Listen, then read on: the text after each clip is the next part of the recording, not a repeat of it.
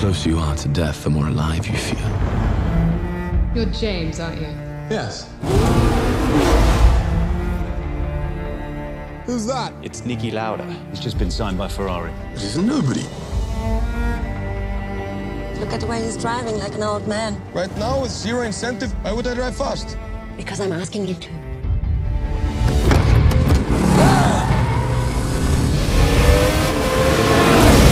This is an incredible battle between these two great drivers.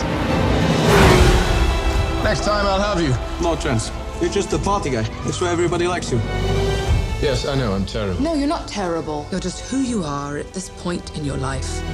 To be a champion, it takes more than just being quick. You have to really believe it. I've been waiting for this my whole life. I can beat this guy, trust me. He's consistent, dependable. Will he put his life on the line the day that really matters? Welcome to the racing grudge match of the decade.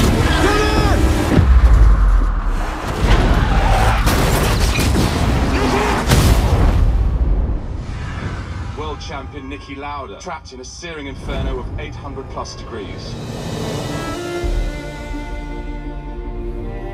Talk to me, James. Don't go to men who are willing to kill themselves driving in circles looking for normality. And what did your wife say when she saw your face? She said, you don't need a face to drive, you just need the right foot. I feel responsible for what happened. Watching you win those races, while I was fighting for my life, you were equally responsible for getting me back in the car. 42 days after his near-fatal accident, Nikia Laude will race here today. More powerful than the fear of death